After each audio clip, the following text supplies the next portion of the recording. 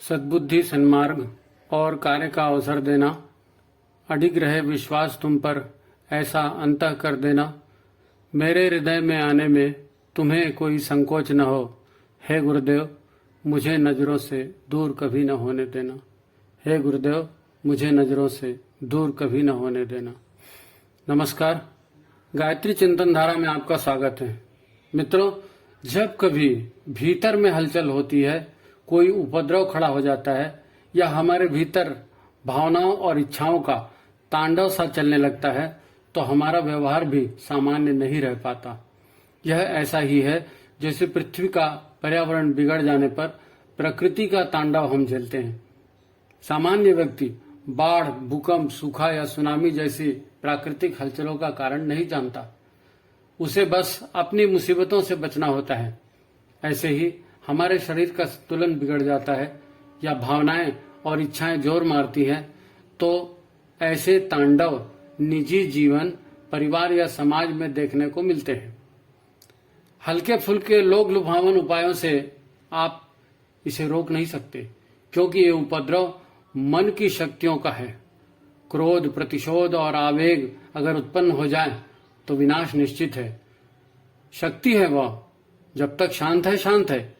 एक बार button on हो गया तो नाटक तो होगा ही होगा। इन उपद्रवों को पैदा करने वाली परिस्थितियां ही न बनने दें, इसी में भला है। जैसे यह जानना जरूरी है कि मैं कौन हूं, वैसे ही यह भी जानना जरूरी है कि जीवन को कौन कौन सी शक्तियां चला रही हैं। जैसे आप मुंह बंद कर सकते हैं, हाथ पैर चलाना रोक सकते हैं, परंतु शरीर का रक्त संचार, पाचन तंत्र, मलमूत्र विसर्जन, हृदय, यकृत या फेफड़ों के कार्य पर आपका नियंत्रण नहीं है। आपके भीतर कैंसर की गांठ बढ़ रही है तो उसको रोकना कैसे संभव होगा? जन्म लेना या शरीर छोड़ना कुछ भी हमारे नियंत्रण में नहीं है। इन सब की एक ईश्वरीय व्यवस्था है।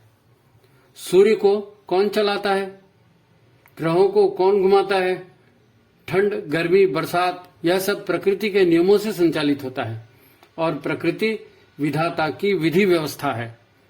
प्रकृति की सारी शक्तियां निर्माण करने वाली, पालन करने वाली और अनुशासन पालन न होने पर सारे सिस्टम को तोड़ देने वाली शक्तियां सृष्टि में ये सदा से सक्रिय हैं। धार्मिक शब्दावली में इन्हें ब्रह्मा, विष्णु और शिव की लीला कहते हैं, तो आध्यात्म विज्ञान में इसे सतोगुण, रजोगुण और तमोगुणी शक्तियां कहते हैं। ईश्वर भले ही निर्गुण, निराकार, सर्वव्यापी सत्ता है, परंतु इसके विरुद्ध इसी के प्रभाव से जो शक्ति बनती है, जिससे इस संसार का निर्माण हुआ है, वह आदि शक्ति भी है। इस आदि शक्ति से सत, रज और तम गुणों से युक्त यह संसार रचित हुआ है। ये ब्रह्मा, विष्णु, रुद्र की 3 शक्ति धाराओं में काम करती हैं। धार्मिक भाषा में इसे सरस्वती, दुर्गा या काली भी कहते हैं। सूक्ष्म रूप में ये शक्ति धाराएं हैं, परंतु स्थूल रूप में यही पंच तत्वों से बनी सृष्टि में गति पैदा करती है, निर्माण और विध्वंस पैदा करती है। हमारे भीतर यही शक्ति धाराएं सतोगुणी, रजोगुणी और तामसी प्रकृति के रूप में कार्य करते रहती हैं। शरीर में जब सतोगुण उभार पर होते हैं तो आप सृजन करते हैं, सेवा करते हैं, दान और यज्ञ करते हैं, यही भाव उत्पन्न होते हैं।